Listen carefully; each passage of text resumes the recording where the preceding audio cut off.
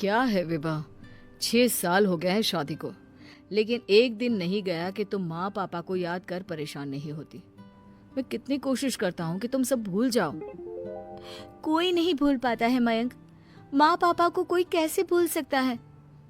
तभी सास का फोन आता है। माँ लो, विभा से बात कर लो, आज उसे अपनी माँ की बहुत याद आ रही है। बेटा विभा, मैं आ जाऊं? हम दोनों चलेंगे तेरे माँ पापा के पास। बोलो। ना माँ जी, वो आप लोगों को कुछ बोलेंगे तो मुझे और भी बुरा लगेगा। आखिर आप भी मेरी माँ ही तो हैं।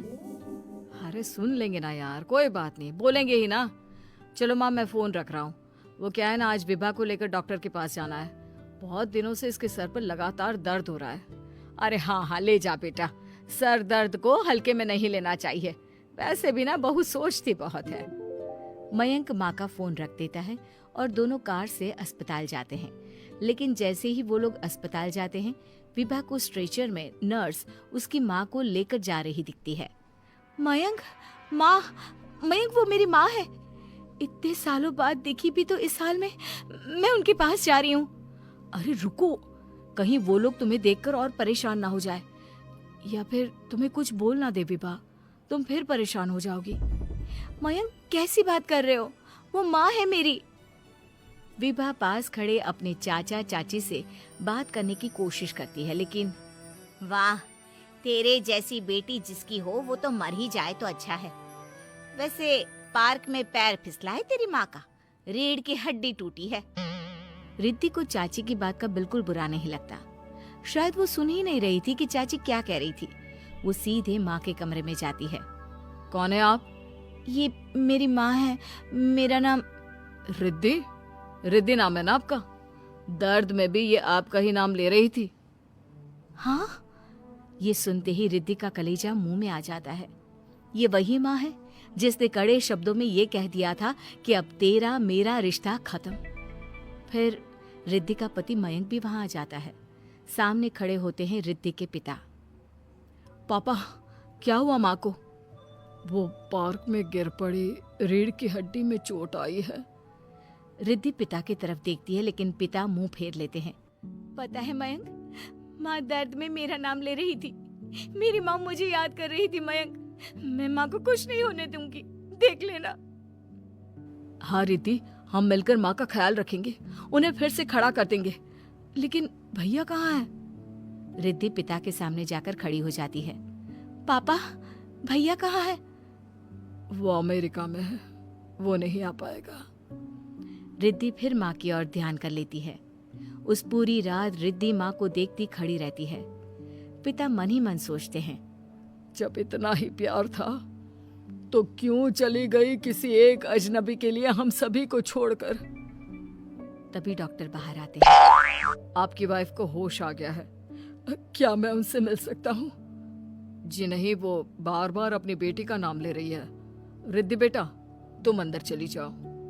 माँ रिद्धि को देखकर रोने लगती है। बेटा, माँ के गले लग जा। मैंने तो सोचा था तेरा चेहरा देखे बिना ही मर जाऊंगी। ऐसे कैसे? भला मैं अपनी माँ को कुछ कैसे होने दे सकती हूँ? माँ उठने की कोशिश करती है, लेकिन वो उठ नहीं पाती। देखिए, आपकी रीढ़ की हड्डी में फ्रैक्चर है। मुझे प्यास लगी है, पानी पीना है। रुको माँ, मैं हूँ ना, मैं पिलाती हूँ पानी अपनी माँ को। कोई और नहीं आया? तेरे चाची चाचा आए थे माँ, पर शायद मुझे देखकर चले गए। जाने दे, इस वक्त भी पुरानी रंजिश देख रहे हैं। और रंजिश भी कैसी? माँ अपनी बेटी से नाराज ही तो थी। रिद्धि अब पूरे समय माँ के साथ रहती है। उनके हर काम को करने में उनका सहारा बनती है। फिर एक रोज, आज आपको चलने की कोशिश करनी थी, लेकिन हमारे फिजियो के डॉक्टर नहीं आए जो आपको पकड़कर चलाते, तो फिर आप सुंदर है, मुझे ऐसी पिंस मंगवा देगी?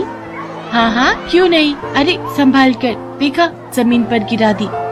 ओ गंजी, इधर आ। हाँ आती हूँ। ये हेयर पिंस उठा कर दे। Thank you. अच्छा, तुझे चाहिए तो तेरे लिए भी एक सेट मंगवा दूंगी। नहीं, मुझे नहीं चाहिए। तू भी पागल है चीतन, ये गंजी अपने सिर पर हेयर पिन्स कैसे लगाएगी? ये तो गंजी है गंजी। अरे मैं तो भूल ही गई थी, ये तो गंजी खोपड़ी है। तभी वहाँ क्लास टीचर आ जाती है और सब बच्चे खड़े हो जाते हैं। गुड मॉर्निंग बच्चों, आज आप सबके लिए एक बहुत अच्छी न्यूज है। हमारे स्कूल में एक बहुत बड़े लेवल का फैशन शो होने जा रहा है, इसलिए आप सब भी उसकी तैयारी शुरू कर लें। वाओ, फैशन शो, फिर तो मैं ही सबसे सुंदर दिखूंगी। यार शीतल, तू तो बहुत घमंडी है, हम भी तो सुंदर लग सकते हैं। तू अपने बारे में क्यों सोचती है? ये बात तेरी अच्छी नहीं है। अरे नहीं नहीं, मेरा वो मतलब नहीं था, तुम सब भी सुंदर बन जाना। पर मैं एक रिच फैमिली से बिलोंग करती हूँ, तो मेरे मॉम डैड तो मेरे लिए महंगी ड्रेस खरीद ही देंगे।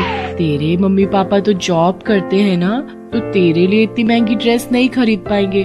और मेरे तो बाल भी कितने लंबे और सुंदर हैं। मैं तो अपने बालों में पार्लर से कोई भी अच्छा सा स्टाइल बनवा सकती हूँ। तुम लोगों के बाल भी बहुत छोटे छोटे हैं, बिल्कुल उस गंजी पारुल की तरह। शीतल की बातों को सुनकर पूजा गुस्से में आ जाती है, पर वो उस वक्त उसे कुछ नहीं कहती। पारुल रोती हुई घर जाती है। पता नहीं कैसे स्कूल में मेरी बच्ची का एडमिशन करवा दिया, सारे बच्चे इसका मजाक उड़ाते हैं, कब तक सहन करेगी? बड़ी मुश्किल से तो ये स्कूल मिला है, हमारे बजट में भी है, और फिर बच्चे हैं, बच्चों की तो आदत ही होती है एक दूसरे का मजाक उड़ाने की। पारुल बिटिया, हमें कभी भी किसी की बात का